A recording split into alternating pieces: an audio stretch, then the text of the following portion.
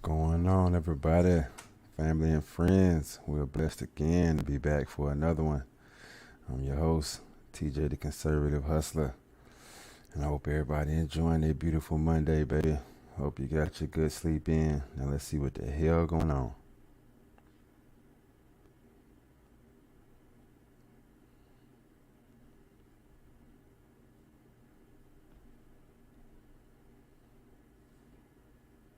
At around 4:40 p.m., and deputies say that they found Cartavius Smith shot to death behind a home. Now, the coroner's report says he died from a gunshot wound to the head, and now his girlfriend, 22-year-old Ivy Robinson, has been arrested for his murder. Deputies say Robinson shot Smith after a fight over a vehicle. She appeared in court today, and Smith's family spoke during that hearing.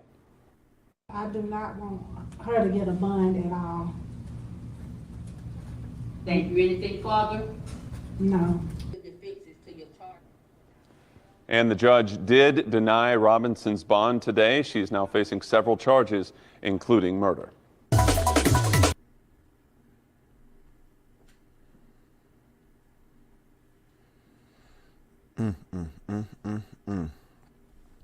Shot the man up, left him behind the damn house. Ain't that by the motherfucker blimp? The ladies getting crazy out here too. Damn. That don't make no damn sense. Yeah, I want to be somebody to get the hell on through. I'd be damn if I'm spending all my damn damn cell. Now they're using a new tactic. Dozens of suspects are behind bars. 7 News reporter Asia Wilson explains in a story you'll see only on 7. You've heard and seen our coverage of it time after time again. You look at just around the county, gun violence and the number of shootings we have that involve guns. We certainly know there's a problem. Violent crime in Greenville County. We're trying to come up with some solutions, and we certainly knew that guns and drugs were a large part of that problem. Let's lock that ass up, especially a violent animal thug.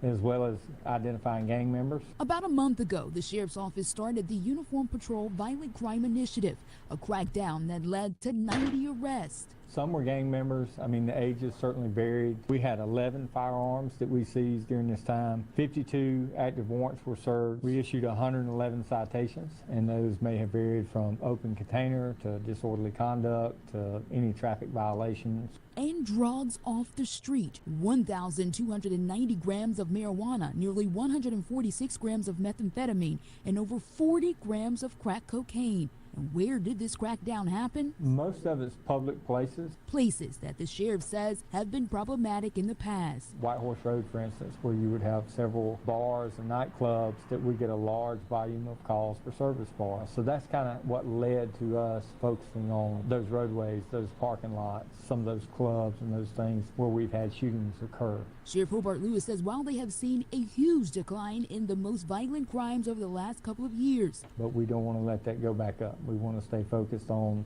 where the problems are, and that's where we're going to put deputies.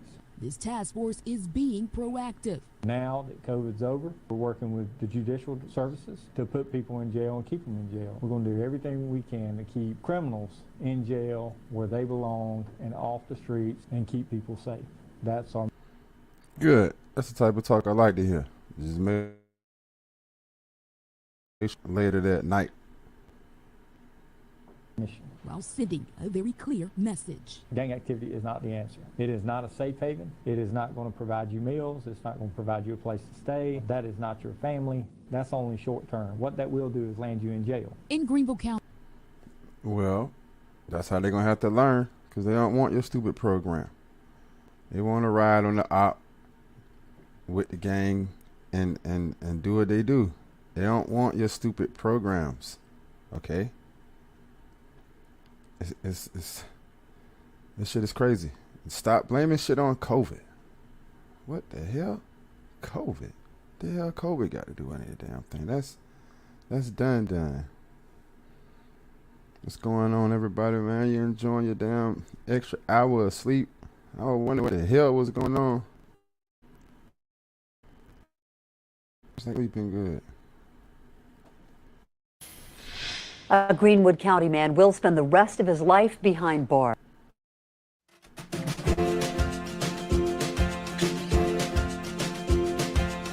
hours after killing 3 people and injuring a child. This happened back in August. Our Taggart Houck was in Greenwood for the hearing.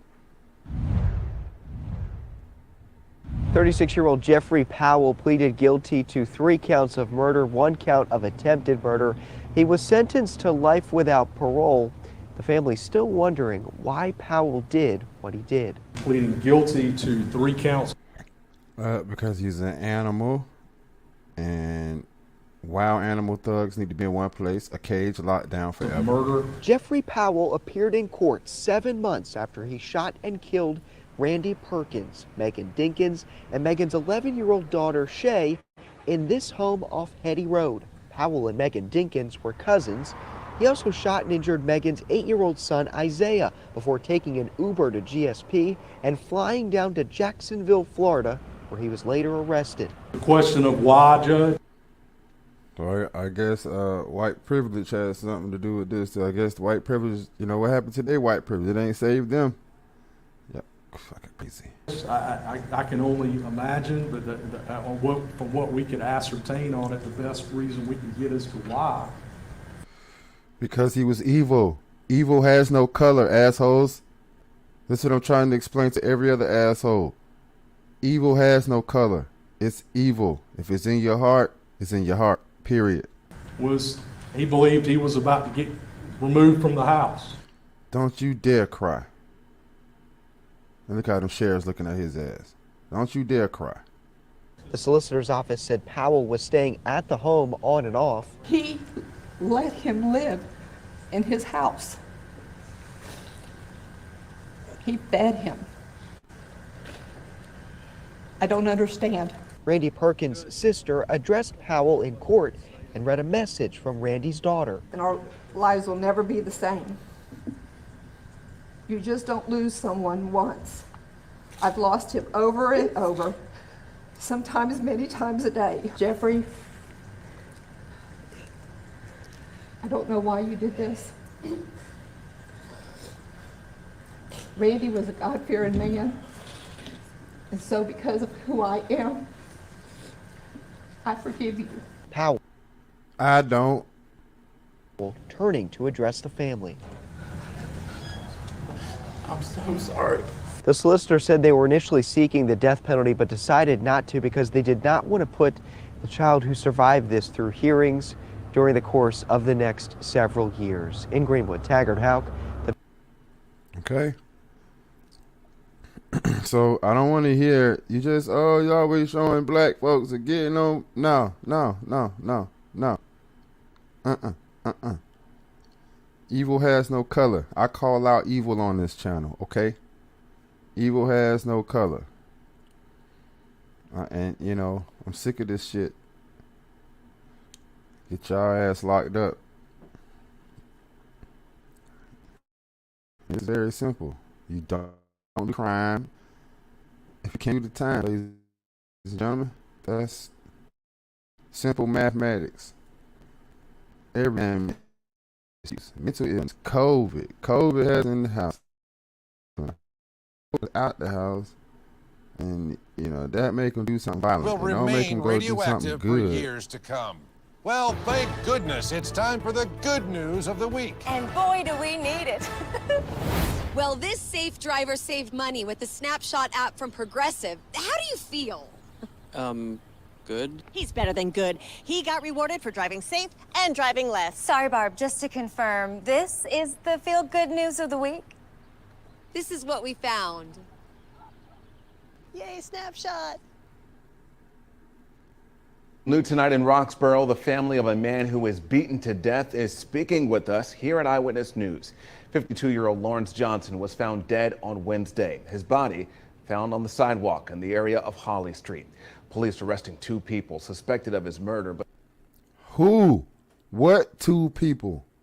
Can we get a description maybe? But the family believes there are more people involved. We have our Cindy Bay joining us live tonight from Roxborough. Now, Cindy, what else is the family sharing with you tonight? Well, Dwan, the family seems angry, and those 2 arrests were made in less than 24 hours of the offense. But the family tonight saying that there is more people that they believe is involved in this. I talked to Lawrence Johnson's girlfriend, who says Johnson was outside the house with another person hanging out when a man in a car approached them and asked Johnson to help him with something. Johnson left to do that, leaving behind the eyewitness who says Johnson never came back. The family then heard later that his body was found on the sidewalk. Police saying that he had sustained wounds consistent with an assault that ultimately led to his death. I am mad. I really am, and I'm hurt. This is destroying me. I haven't been able to sleep, hardly, and haven't been able to eat. It does not make any sense. I told you.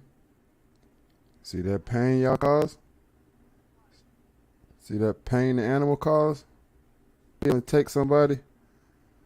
You know, they don't. It's never the thought of, you know, the family and the repercussions I'm gonna cause, the pain and the hurt. No, they like to see a family member in pain like this. They like to see your loved one crying. So I like to see them crying behind bars forever. There was a senseless murder, and to me it was planned, all behind a lie.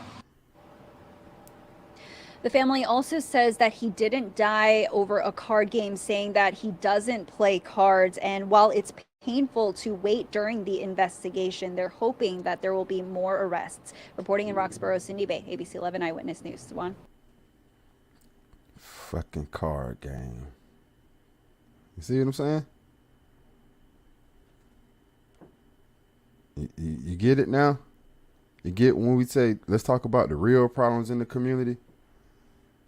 Huh? I don't want to hear all those bullshit lies and excuses and blaming it on another group. The white man and this person and that. No, man. Blame it on your evil. Nah. So I just the loudmouth woman. All this and all the crazy. What about him? What this guy did? You don't want police? Let's get himself.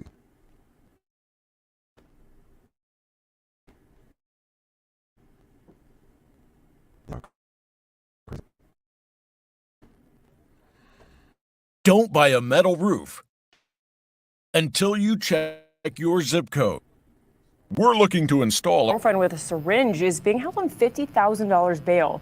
Ilayasi Fehoko is charged with kidnapping, terroristic threatening, and abuse of a family household member. Court documents filed today show Fehoko got into an argument with his girlfriend of 5 months last Thursday at a Waimanalo home. Fehoko accused his girlfriend of cheating on him, cut her clothing with a knife, and threw the clothes out the window. Court documents also show he told his girlfriend, "You're not going anywhere," and continually assaulted her for the next few hours. That included hitting her in the face, strangling her until she lost consciousness, and stabbing her in the hands with a used needle filled with blood. Fehoko. You don't want police around for that? And don't let it go over your head. This relationship was only 5 months in.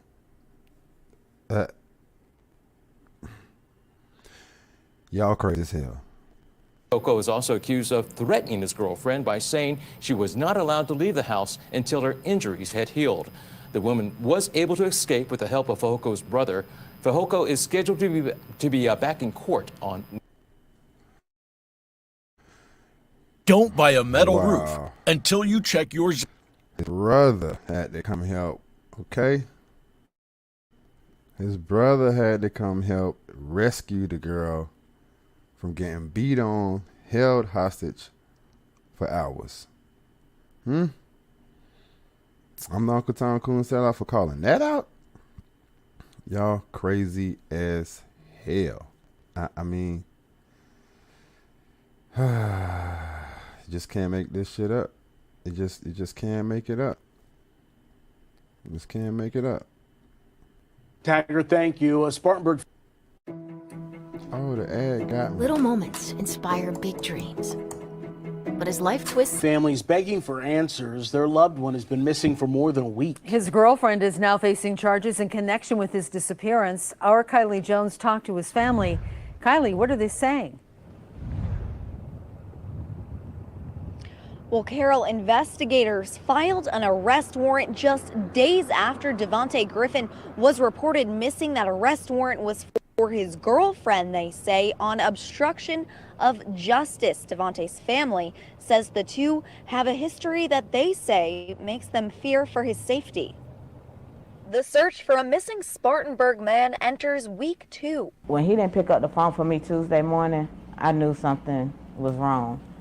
When his brother called me and was like, "You talked to Nunu?" I said, "No." I said, "But I'm about to call him real quick," and that's when it went to voicemail. So I called him back and I was like, "So who he went?" And he was like, "Jessica picked him up." The Spartanburg County Sheriff's Office says Devontae Griffin was last seen just after midnight on March 29th, leaving Winsmith Avenue. Deputies say he was with Jessica Strachan, his on and off again girlfriend. Just to know that he was last seen getting in the car with, with her, that made us realize that something was definitely wrong. Investigators say they talked to Strachan the day after Devontae was reported missing. Devontae's family says they have a history of what they call volatile incidents involving Strachan, and they say they've heard her threaten him. It's just been a roller coaster of emotions.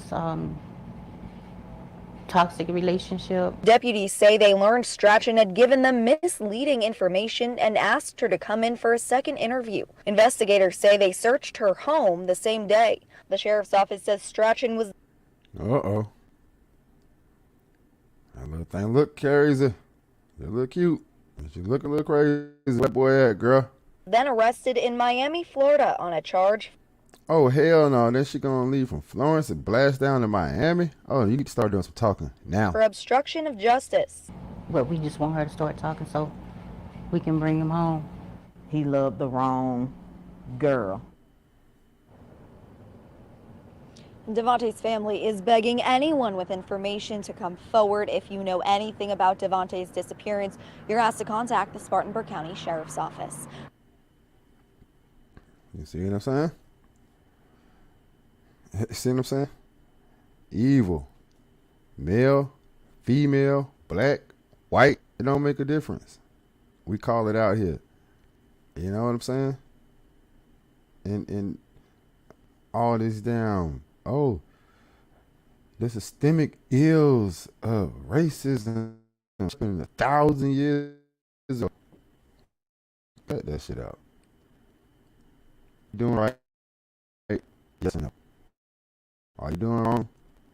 If you are, you get held accountable for it. Period.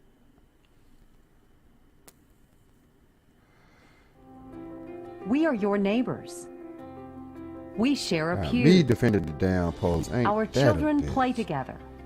We are friends. We are family. We are the nurse who holds your hand, the doctor who delivers, the surgeon who eases the pain, and the therapist who gets you on your feet. We are CMC, and together we create happier, healthier lives. And a developing story out of the PD, a Florence County father says he just can't shake what was captured on his home surveillance camera. What he saw led to the arrest of his live-in girlfriend on a charge of cruelty towards a child. ABC 15's Tanya Brown is live from the Pamplico Police Department. Tanya, how is that child tonight? Jennifer, the boy's father says his son is doing really good after being slapped 4 times in the face. I want to warn you that the video you're What the hell she just said? about to see is pretty hard to watch. Wayne Shaw shared this video with me from his home surveillance camera. It shows his 4-year-old son being slapped repeatedly in the face. A 3-year-old child is sitting in the chair in that same room. We don't have to talk about how everybody on this stream and YouTube and Twitter and Facebook, I don't have to explain how we would act if we saw this shit on our home monitor, right? You know how you supposed to act if you see your live-in girlfriend or your live-in boyfriend doing some shit like this to your child. You already know what you're supposed to do. But isn't harmed. You can hear the older boy crying after getting hit. Police have charged Shaw's live-in girlfriend, 20-year-old Imani Barrett, with cruelty. Really? You got the nerve to put your hands on somebody, Bigums? Oh, hell no. Toward a child. The incident report says a call came in to 911 about an assault against a child. Officers got on scene within 4 minutes of the call. The police report says Barrett was sitting on top of the boy in the chair before she slaps him 4 times in the face. Officers say Shaw showed them video of the incident. Police tell me after watching that video several times, they arrested and charged Barrett. The incident report says Barrett told officers she didn't do anything.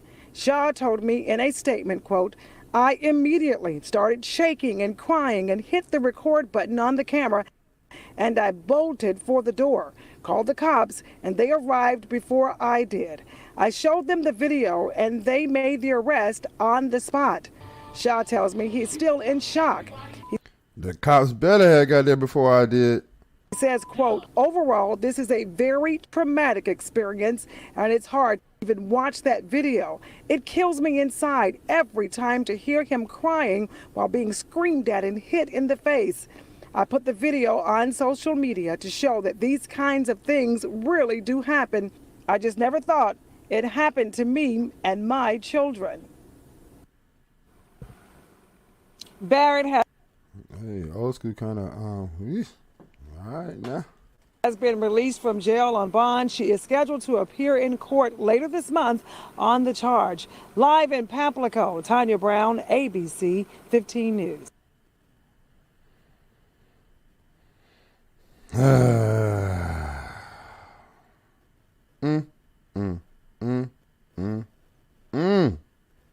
I mean, damn. So, okay. One girl she couldn't handle the breakup, shoot the boy in the back of the head and leave him behind the barn. Another girl wants out of the breakup, kidnaps the boy. We don't know where he at. Another live-in girlfriend sitting on top of the baby, getting recorded, slapping him in the face over and over again. Now, if I'm the Uncle Tom Coon sellout for calling that out, what the hell are they?